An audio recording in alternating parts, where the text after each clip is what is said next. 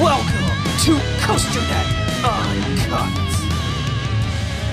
Hello, ladies and gentlemen, and welcome back to COASTER-net Uncut.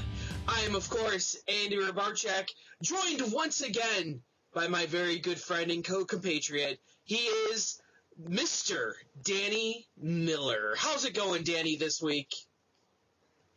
I'll tell you what, it's been a crazy couple of weeks. It's been a while since we've gotten together to do the show. We've talked recently, but as a lot of people know, I am finishing up my college career. I actually just got done my last class ever as a college student earlier today.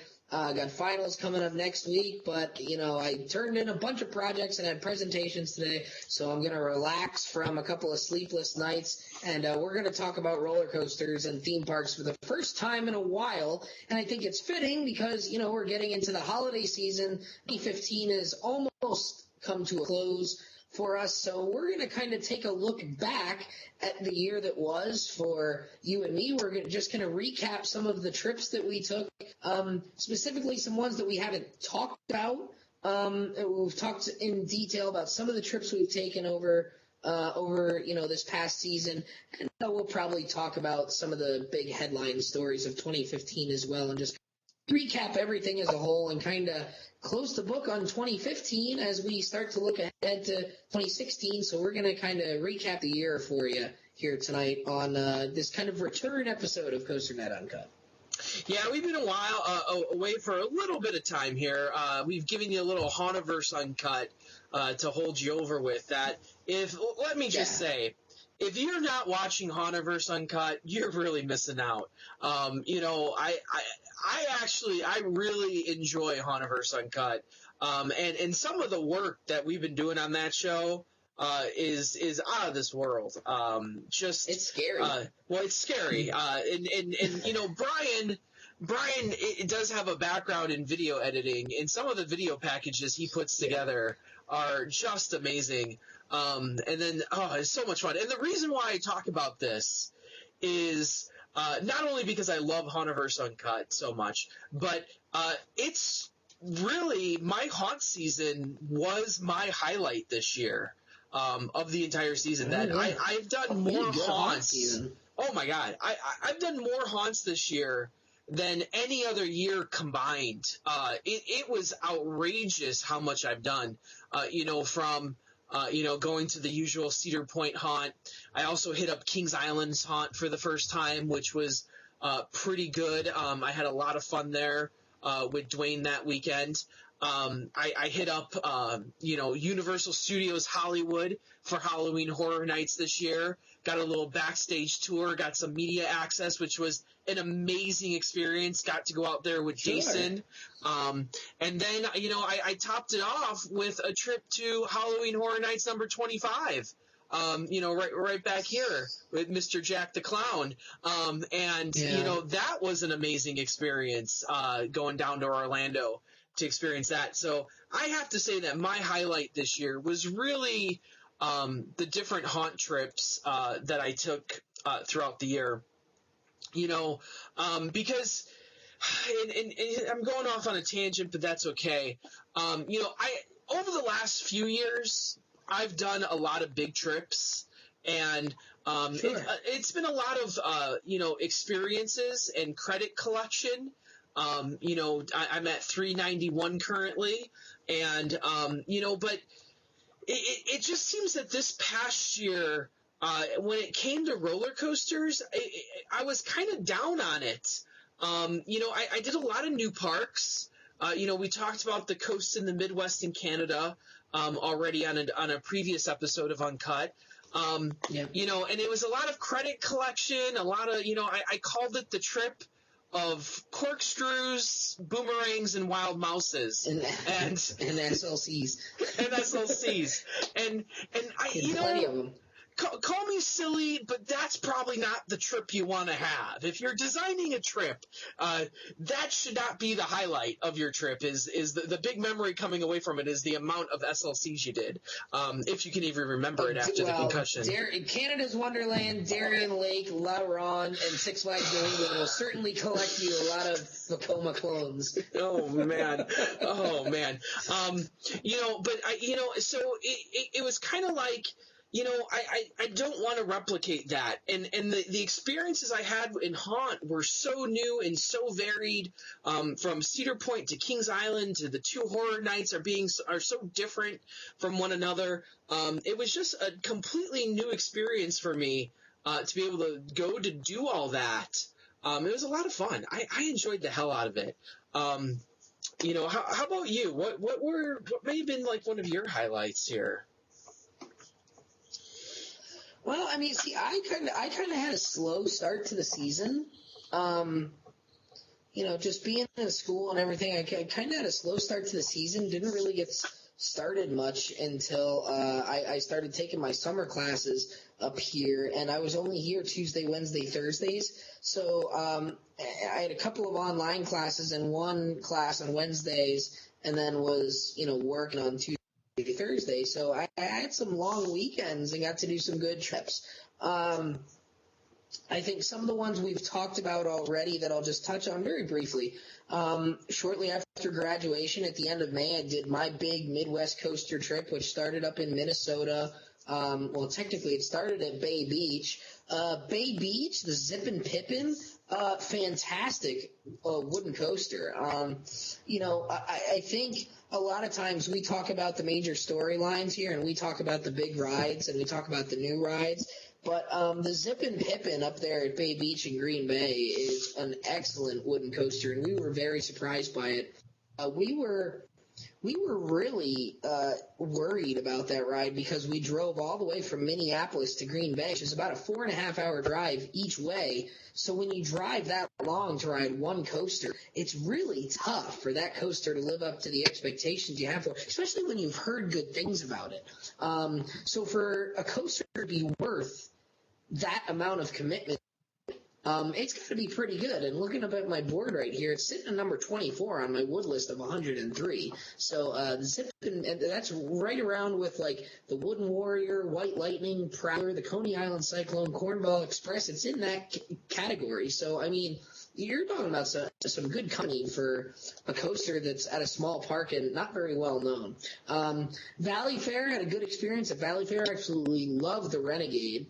In particular, for sure. And that's a park that you also got to go to for the first time. We kind of talked about that. You and I had some varying opinions on Valley Fair. You had a pretty good experience your first day, and then your second day you didn't have such a great experience. Whereas we had 2 rainy days where we had pretty good interactions with the guests. Another highlight of that trip, I think, was going to Mount Olympus for the first time. Maybe not a highlight, but at least something notable, was going to Mount Olympus for the first time and finally getting to ride Hades 360.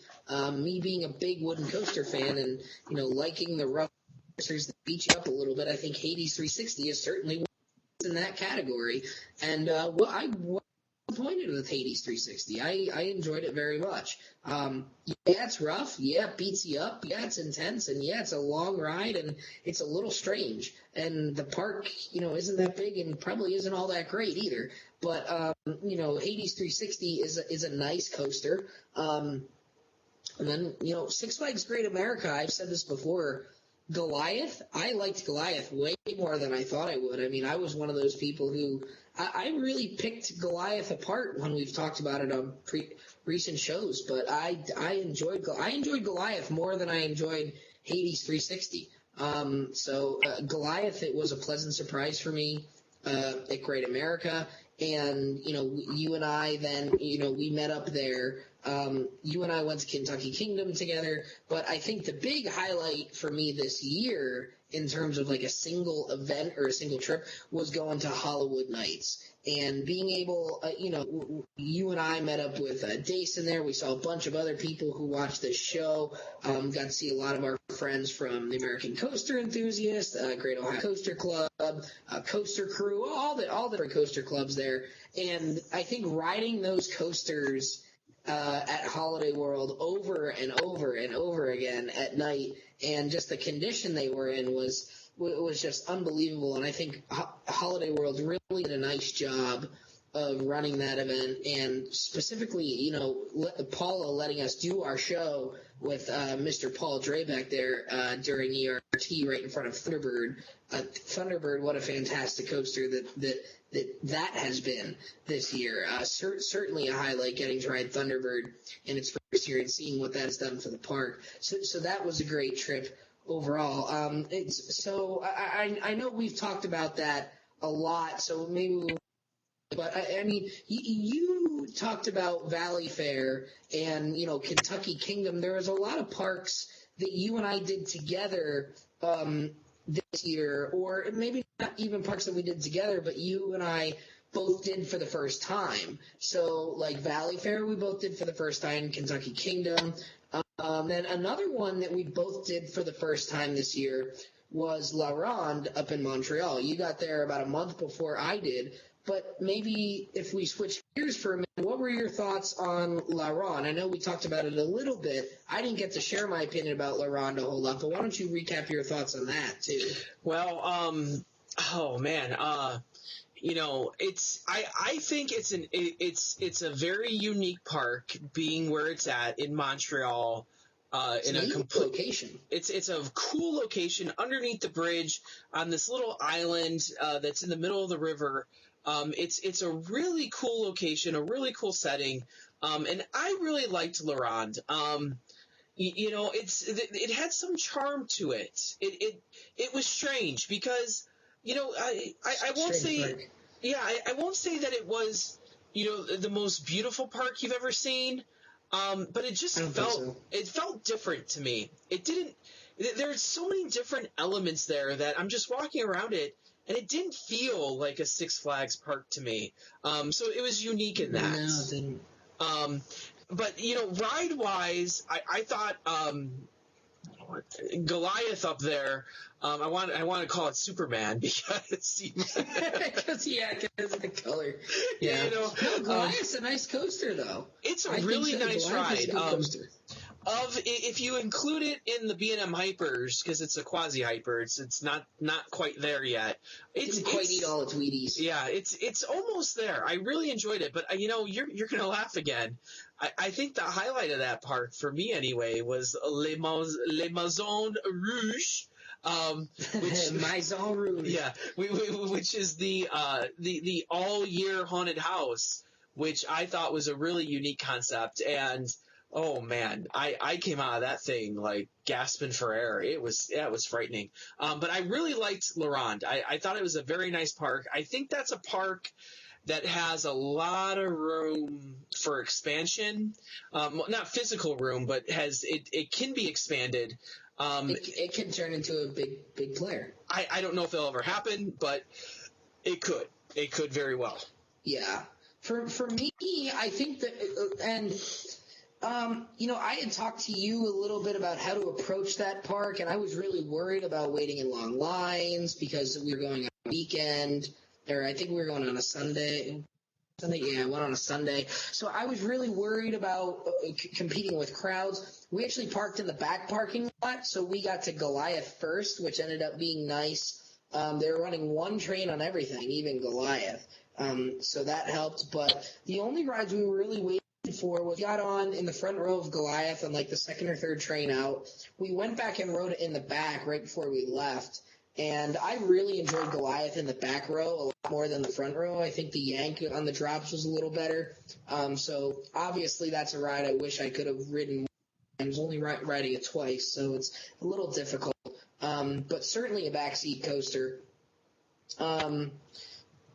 Le Vampire, the French Canadian for the Batman, evidently, very, very intense, and probably my favorite Batman, if you can make a distinction. The fog tunnel at the very end, which I guess you said wasn't going on for you, but out of the last corkscrew, it actually goes below ground level into a trench, which was filled with fog and surprised the hell out of me the first time we rode it, and it was awesome because you couldn't really see it from other places in the ride. So Le Vampire was nice, and it was nice not having to wait in, and sweating in a bat cave on the way up the stairs to the station. It was nice to be outside in the breeze.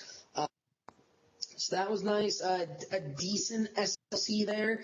I had the rare opportunity of riding both sides of the wooden coaster there, Le Monster, and I think the first thing I noticed of that ride was, well, they've already put topper track in certain areas of this. I think that ride is big enough, and it has the interaction where that could be a very good potential Iron Horse project. The question is if Six Flags will ever take the time to invest that kind of money in La Ronde. And, people say, well, they did it in Mexico City, so maybe they'll do it in Canada. I think Mexico probably brings in more people than La Ronde does. So I guess we'll see in the coming years. But I think Monster is certainly the best candidate on the list of Six Flags wooden coasters that they have left. To be doing. I think even more so than the Boss. I like the Boss as it is as a wood coaster. I think it's a pretty good wood coaster.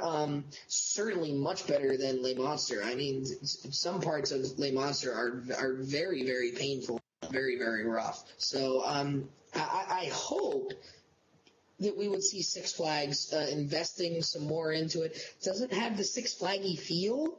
Does have a little bit of the small park, family-owned park feel to it still. Does have bits of Six Flags in it.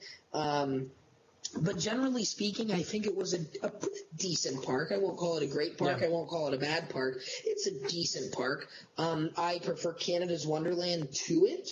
But I think La Ronde is a decent park, and I would not be opposed to making another trip back there. So the language barrier I did not find to be an issue either. I've heard some people say that. I think the key is when people say bonjour or speak to you in French, you have to greet them with hello.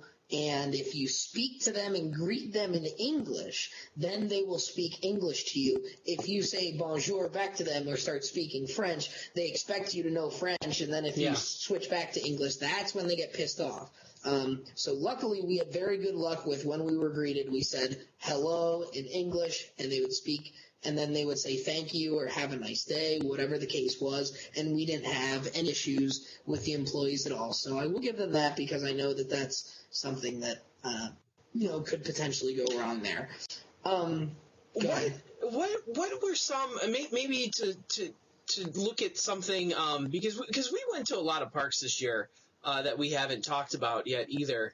Maybe we should look at some of our top rides this year because I went to a lot of parks where maybe I don't want to talk about the whole park, but there's like one standout ride at that park, and the first part that comes to my mind was I did this whole southern trip this year. I called it the Anaconda Plan. Because basically, if you follow the Civil War, we basically marched Sherman's March to the Sea, going down south and then over to up to Virginia, basically following his path of terror through the South. But the whole thing that sparked that trip was my desire to ride Rampage, and talk about a ride that pretty much delivered on like really like making the trip worth it. You were telling me about this. You really liked Rampage, and everyone is talking about Rampage and that. Now, we got voting for the coaster poll going on right now, and a lot of people liking Rampage. I will say that. A lot of people coming in ranking Rampage pretty highly. Now, I will say, to me, it's a definite backseat coaster, like, no question.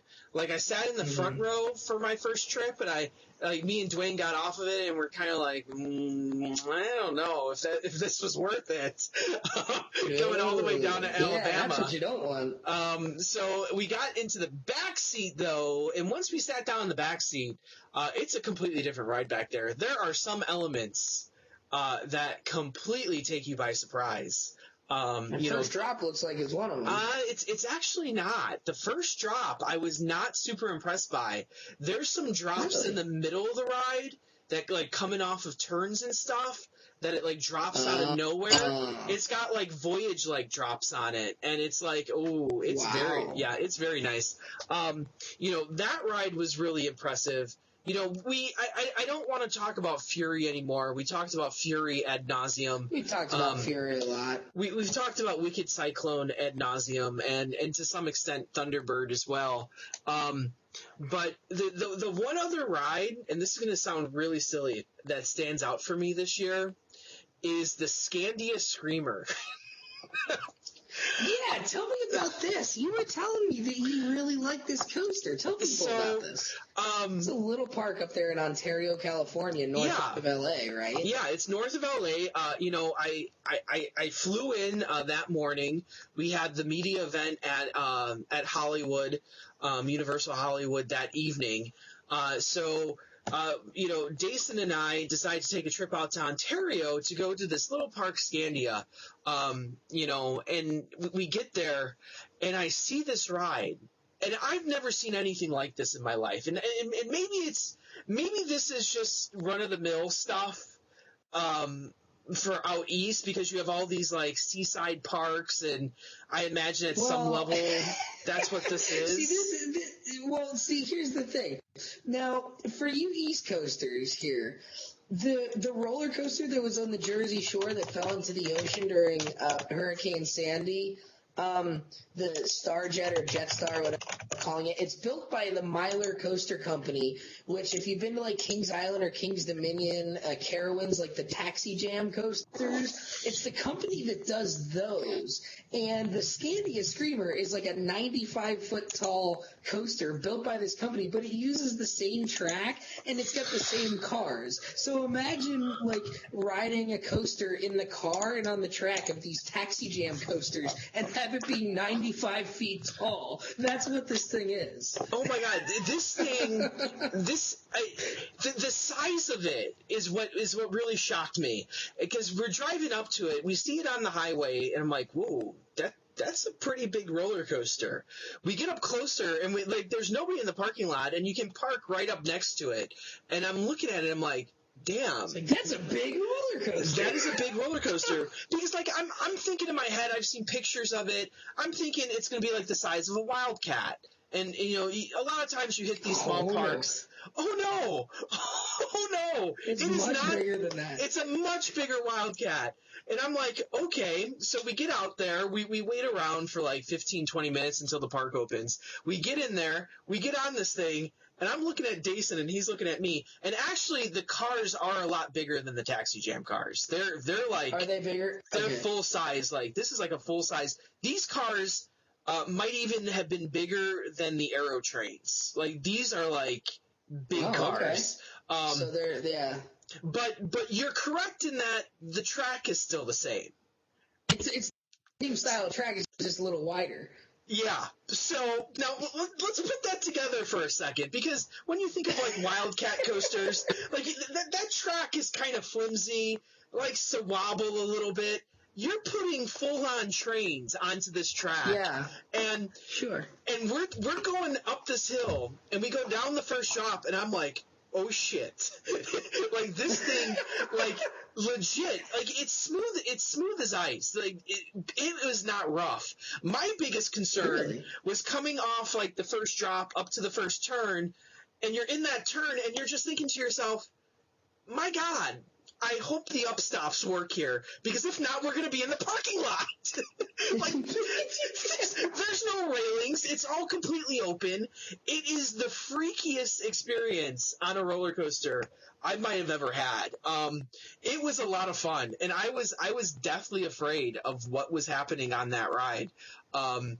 It was a ton of fun. It was so much fun, and if anyone goes out to LA, this is one that I have to recommend, to go out to Scandia, and for $5 or $10 or however much it was, go ride that coaster. And man, that was fun.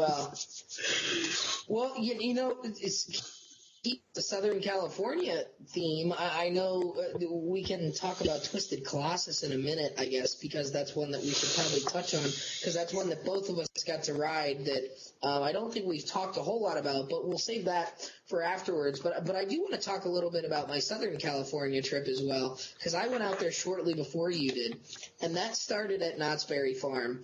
And I talked about this when we did our Cedar Fair show back in the summer, but what a wonderful park Knott's Berry Farm is. I'll tell you what, it is an awesome park. And you know what? If you're looking for the high-end roller coasters, it's not the park for you. If you're looking for the intense thrill rides like the Cedar Points and the Six Flags Magic Mountains, that park isn't for you. But if you want a good, well-rounded theme park experience where you get some good theming, you get friendly employees, you get a clean park, you get a beautiful park, you get a couple of really good roller coasters, you get some good flat rides, you get some good family rides. Voyage to the Iron Reef just adds to that. You want some good food, Knott's Berry Farm is the place to go, because I think my day at Knott's Berry Farm is one of the best single days I've had at a theme park in quite some time.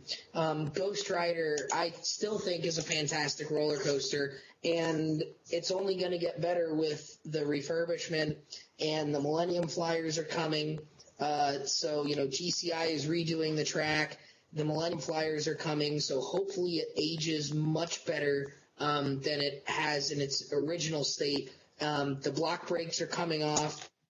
Means the second half of Strider is going to be as crazy as it was in its first couple years. So I fully expect Ghost Rider to go back to being in the top tier of wooden roller coasters.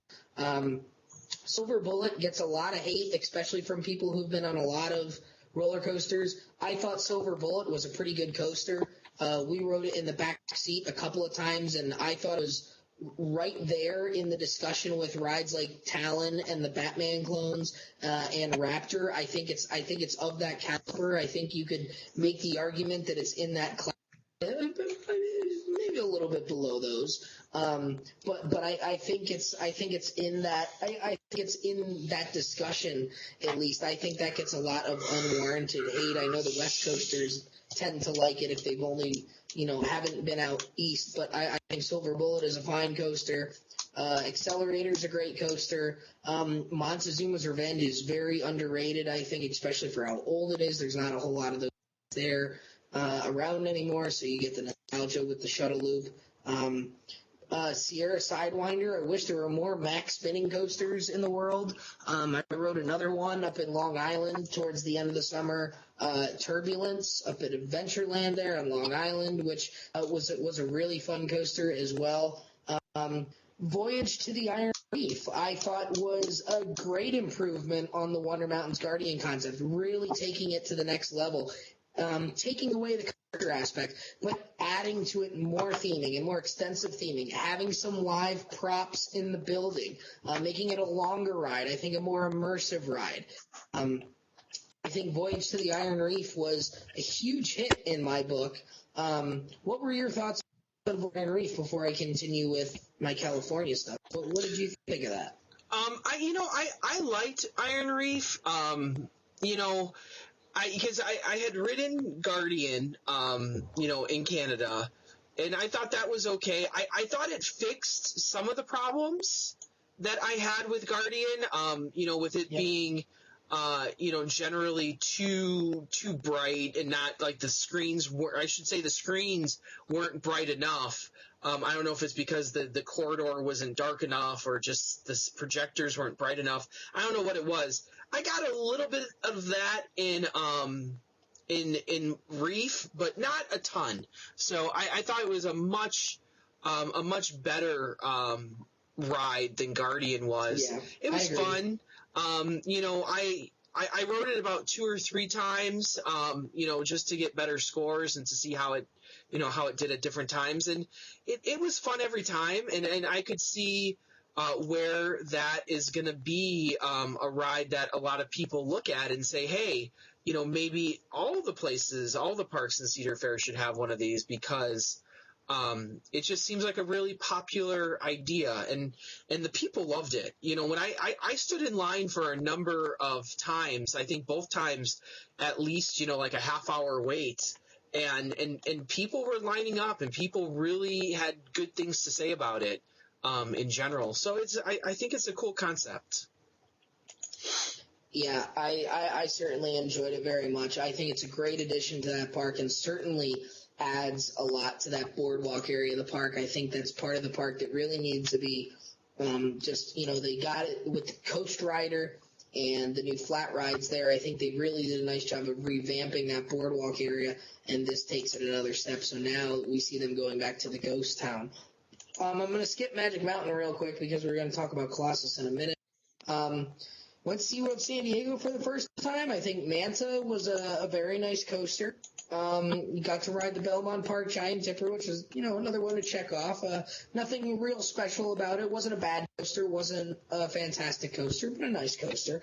And I think the other thing to note from that trip was, everybody knows that I travel with my aunt. I was really nervous when we went to Disney, because we're thrill ride people, we're roller coaster people, and having been to Disneyland before and knowing how much I loved Disneyland when I went a few years ago, I knew what to expect, and I was worried that my aunt wouldn't like the Disney side of things so much, but I'll tell you what, we had an absolutely fantastic day at the Disney Resort. I mean, Radiator Springs Racers is just absolutely out of this world. Space Mountain is still fantastic. Big Thunder Mountain. Got to ride the Matterhorn for the first time because it was under its refurbishment last time I was there. They have a moving Yeti now in the Matterhorn. The Matterhorn was absolutely fantastic. Completely blew away my expectations. The Finding Nemo submarine ride was a big surprise to me. I wasn't expecting a whole lot out of that, and I really enjoyed it. California Screamin' is still a really nice coaster. Soaring over California is a fantastic ride. I'm gonna miss certain rides here. Pirates of the Caribbean, the Haunted Mansion. Just so much great stuff. And seeing the New World of Color show was absolutely fantastic.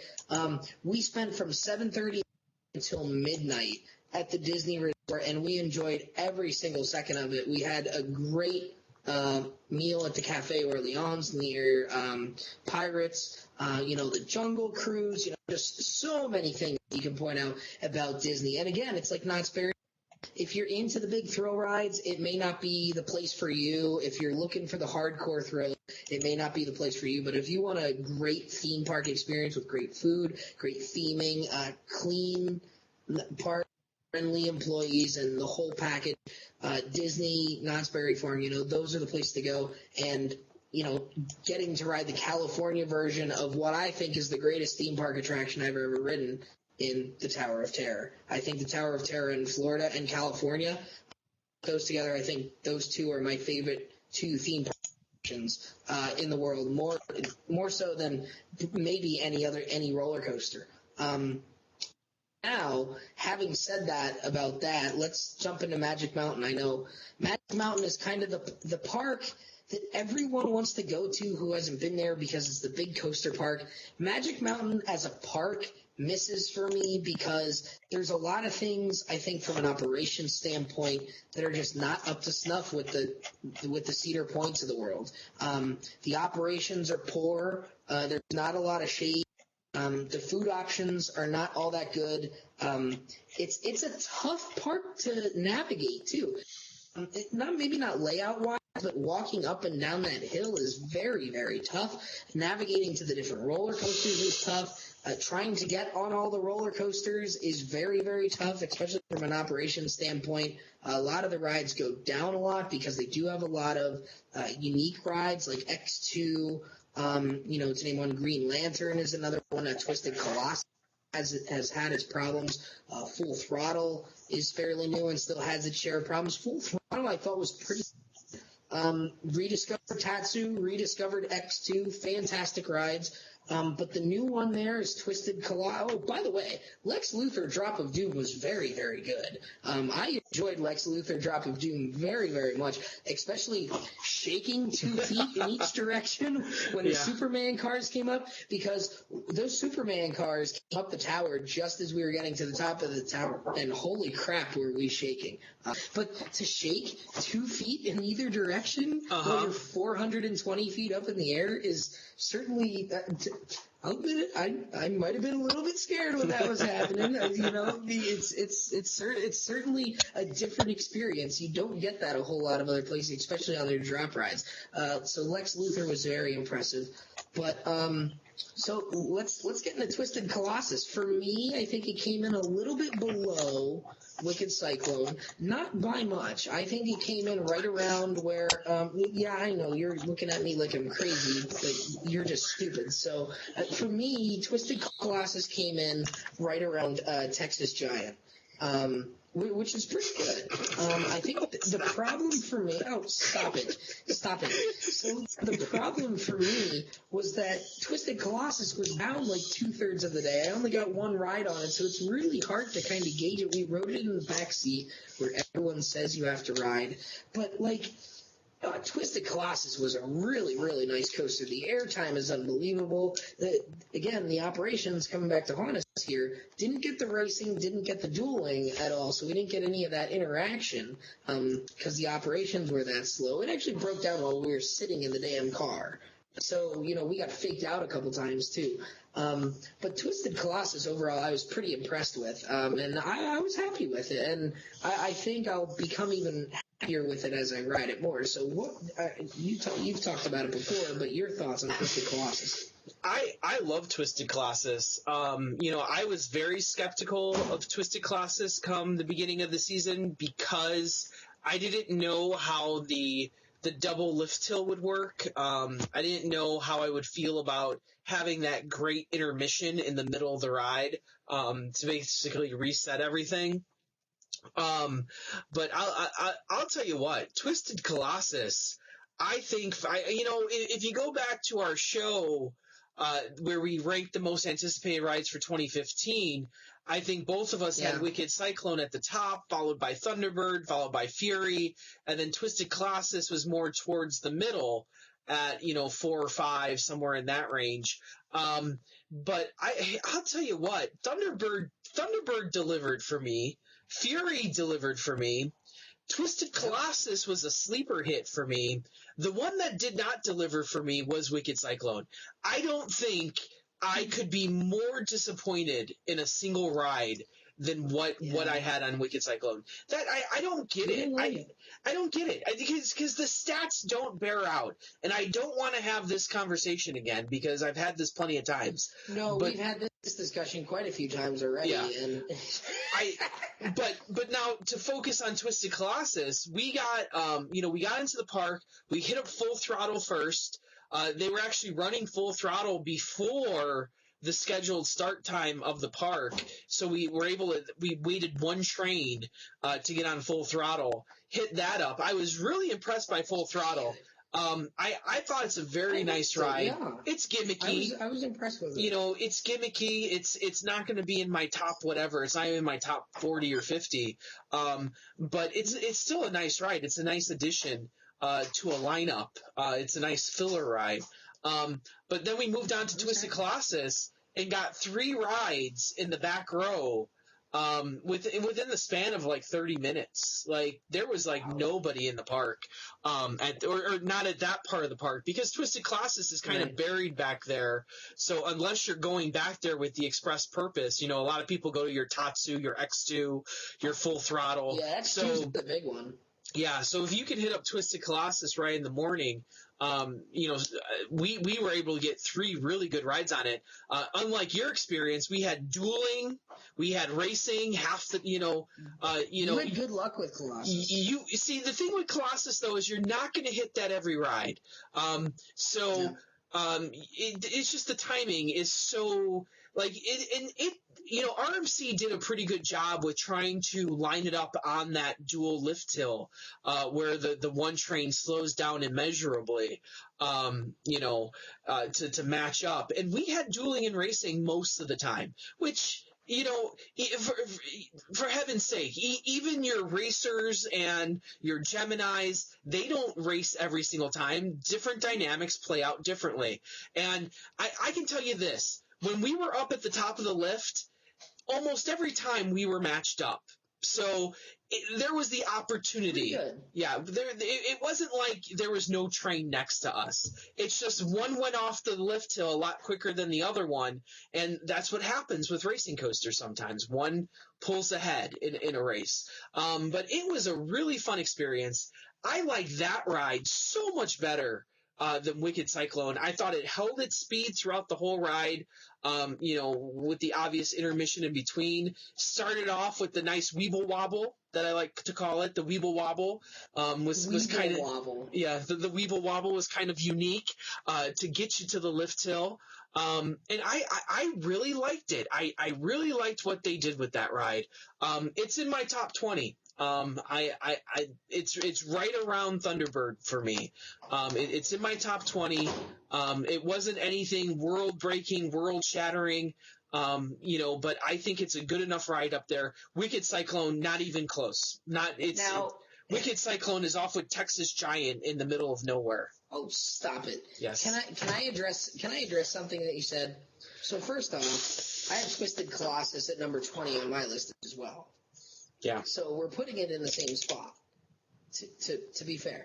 Now, here's the other thing I will say. Twisted Colossus, probably because I only got to ride it once, I think it confused me. And had I ridden it more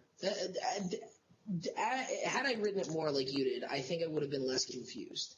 Because I think, and we knew this coming in when we saw it, we said, well, is it going to feel like one coaster with a big break in the middle, or is it going to feel like 2 different coasters? And having only ridden it once, I don't know. Because if I were to rank them, if I were to judge Twisted Colossus as 2 different coasters, I don't think either one of them is all that special because they're too short. But when you look at the whole thing as a package and consider what the whole ride as a whole package does, it does a lot of great things. And I think the one drawback is you have that gap in the middle. So in fairness, it's though, really kind of pick your poison. Well, in fairness, though, you can't come down too hard on it because enthusiasts line up to tell me how great the Beast is, and it has that intermission in the middle just as well. And the second half of the ride feels like a completely different ride than the first half. So you're absolutely right. You can't a lot, because that's an opinion I've heard a lot from a lot of different people. Well, the lift hill in the middle ruins the ride. It breaks it up. Well, genius, what do you think that the self-proclaimed best wooden coaster ever built does too? Come on, get out of here. Yeah. No, that's a fair point. And again, I think if I had ridden it more and was ready for that, I think it would be less confusing. But only getting to ride it once, I think it was a little bit confusing. But Twisted Colossus, like I said, it does a lot of great things. It has a lot of fun elements. There is not a dull moment on either track. The dull moment comes in between when you're waiting for the other train. And I think the problem for us was as we were going up the second lift hill, we were all turning around like this, like, come on, send that train out. We want to race. Yeah. You know what I mean? And we didn't get that. So we kind of get to the top of the hill and we're like, crap. All right. Well, we're not going to get the fun part of this, but okay. It's a good try. So, Twisted Colossus, I would say, for me, I think it came in about at expectations. It didn't vastly exceed them. It didn't point.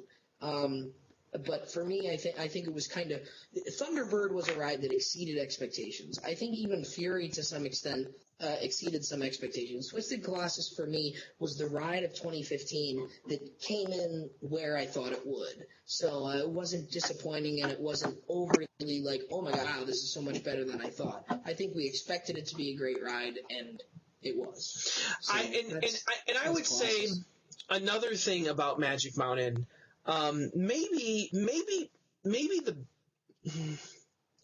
as much as I love Scandia Screamer, there was one ride in California that I fell in love with, and that's X2. Oh my God. Keep in mind, when I rode X2, the first time I rode X2 was in 2011, the very beginning of 2011. And at that point, I had not even reached 100 coasters yet. So, comparatively, I rode X2 very early on in my coaster riding career. And it blew me away. I loved it in 2011. But as I rode more, I began to question whether or not X2 was a great ride. Every single ride I would ride, I'd go back and I'd ride something like, what have you done for me lately? Exactly. And you just keep riding more and more, and I just kept seeing X2 sliding down my list, whereas at one point, it was almost out of my top 10. And then I rode it again this past September, and my God, it completely blew me away. We've talked about before, being able to ride a ride for the first time again, and I almost feel I came as close as I could to that. Going 3 or 4 years, yeah, it kind of feels that way, doesn't it? I almost came as close to that as you possibly could, and it blew me away completely. That is a ride. That is a ride. It's one of the great travesties of the world is that there's not another one in America, another 4D coaster like that. And you can keep all your Zack spins, you can keep all your free flies. It's not going to be the same. Give me X2. That ride, it's exactly what you want at exactly the right time at every point of that ride. I can't go any more than that. I remember the first time that my dad and I rode X2 together. I remember I looked at him, he looked at me, and at the exact same time as we pulled into the brake run and the onboard audio screeches the brakes in your ears, and I remember we looked at each other, and at the same time we both went, "What the F was that?" And it's a good thing. Yeah. And I had the same thing this year when we rode X2. So are you in agreement with me that it was still the best coaster at that park? Yes. Oh, yeah. Absolutely. Okay. X2's in my top we're 5. on the same page there. Okay. X2's in my top 5 right now. Like, that's there's not many rides. Like, when you talk about a ride in the upper echelon of rides, it starts with the greatest ride ever made, Raptor, who, by the way, you know what? You need to stop it. By the way, I don't know if you've seen this, but not only is Raptor gonna ride like the best roller coaster in the world, but now it's gonna look like the best roller coaster in the world too. Not only did it get a fresh new coat of paint, but it also got the Fury lights on the lift hill. If you haven't seen but you know what? the way that Raptor's going to light up that night sky, it's going to be a beacon of light shining to anyone in Sandusky. Come here and ride the greatest ride ever made. Follow the green light. Someone needs to make a T-shirt. Maybe I will. Raptor Universe. No, you need to stop. No, Follow the green light. No, because the big brown and purple pile of steel that's being built next to it is going to tower over it, number one. And number two, they painted it too early. They're painting Raptor now. It's going to have seagull crap all over it by the time the season starts. Stop. So it's going to look just like it did before. They should have waited. Such an ass. Anyway, back to my other point. I was making a point here. I was starting with Raptor. I was starting with the greatest ride ever. Yeah, and then you add in things like Maverick and Skyrush. X2 is in that discussion. Absolutely. In my world, X2 is up there in that discussion. When I talk about the greatest 5 rides ever made, you can throw your Voyage in there as well. When you talk about the greatest rides ever made, this is the discussion. You have a drop off, like a ride like Diamondback is in my top 10, but it's so far away from the discussion of the greatest rides ever built, yeah. it might as I well don't not think any even of be those there. are. It's your Millennium Force, your Maverick, your Raptor, your Skyrush, your X2. These are the rides. Don't forget your Mantas. I do every day. I rode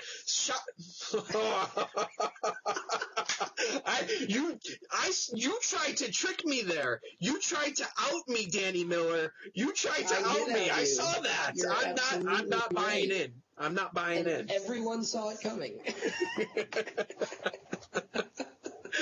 Oh, yeah, but it's X2 is in that discussion for me. X2 is in the discussion of greatest ride ever made, hands down, no question. I think so. Definitely. There are a few other things that I wanted to mention briefly. I did get to do a few other things. I want to shout out to the Coaster crew for sure, because on back weekends ran two excellent events, one at Six Flags New England, and then the following weekend down at Carowinds. My first two experiences on Wicked Cyclone and then Fury 325, which, at least in my book, are two of the better coasters I rode this summer. Fury 325, I think, really exceeded a lot of expectations, and I think the expectations were really high. And the fact that it came in and exceeded a lot of those expectations tells you how good of a coaster Fury 325 is going to continue to be. Wicked Cyclone, a lot more mixed reviews. Certain people are in my camp which think it's really, really good, and other people are in your camp who just weren't impressed with it and didn't see where the draw was. So certainly some mixed reactions there. For me, another thing. Did you have something on that? I don't know. I was going to make a generalization, and I don't know if this is true or not, but I get the feeling that a lot of the love for Wicked Cyclone comes from people that have not ridden other RMCs, and I know that there are a number of people out there that have ridden all the RMCs. Yep. And they still love Wicked Cyclone. I know those people are out there. I'm not discounting those people. But I think we see the outpouring of love that we see with Wicked Cyclone is because they haven't ridden the New Texas Giant. They haven't ridden the Iron Rattler. They may have not even ridden Goliath. Most people haven't ridden Medusa. So I think we see this outpouring of love because it's the first RMC in the Northeast. It's in your coaster corridor. It's hitting a lot more people out there. They're getting exposed to it for maybe the first time. And I think that's why we see this love. I don't know. No. I think you're on there. I think that's a pretty good thought. For sure. I think that's a good way to look at it. And maybe as we get more of these things, maybe we'll even out. We're starting to see more of them. We're getting Joker, we're getting Storm Chaser, we're getting some more of these. Well, there is a very good possibility that I might be writing Joker in 2016. That is on my short list of things to do, is to go out to San Francisco. And I know you've already been out there, so it's very unlikely that you would probably go back. Yeah, not going out to NorCal for at least a couple years. So there is a distinct possibility that I could be writing Joker. And there's a lot of people out there that are saying that Joker looks to be pretty legit. There's a lot of people excited about what they're going to do with the GCI layout. Because from all intents and purposes, it doesn't look like they're deviating super far from it, that they're keeping... No, they're not. And Storm Chaser is just Twisted Twins for the most part, with it's steel rails. Twisted Twins. Yeah, it's keeping the exact same layout. So I think Joker will be the better coaster between Joker and Storm Chaser. I think Joker will end up being the better coaster. I think Lightning Rod will be better than both of them. We don't want to get into 2016 too much here, but I think Lightning Rod is going to be kind of the next big one that everyone gets to. So I did want to mention a few other things that kind of I got to close out my summer on towards the end of August. I went to Lake Compounds twice, once during the during the day at the Coaster Crew event, but I also went there with my dad and sister, and I met up a buddy of ours, Adam, who's doing some work for us on the site as well, and met up with him at Lake Compounds, and we had 2 incredible night rides on Boulder Dash, and I know you're killing me tonight. You might as well. I know. You might as well be sitting here talking about how great the Beast is. Like, come on. You know like, what? I haven't brought up Apollo's Chariot once. Well, Jesus. Like, so, that's the only one you haven't. So, Wicked Cyclone, Boulder Dash, Manta. You might as well talk about Apollo's Chariot once. No. So, and Adam will agree with me. The ride that we had on Boulder Dash at the end of the night was absolutely unbelievable, and is the only ride that can compare to the night rides that we had on Voyage at Hollywood Nights, because it was that good. And so I'm going to move on before you interrupt me again. It's blasphemy. It's blasphemy to put anything in the same sentence as the night rides we had on the Voyage. The night rides we had on Voyage will never be beaten. It's like saying, the homeless guy on the street is almost as rich as Bill Gates, almost. No, that's not what we're saying here. Yeah, that's what you're saying. You're crazy. So, and the other thing that I wanted to mention is right before coming back up to school, I finally got to go on all the new coasters that have gone to Coney Island.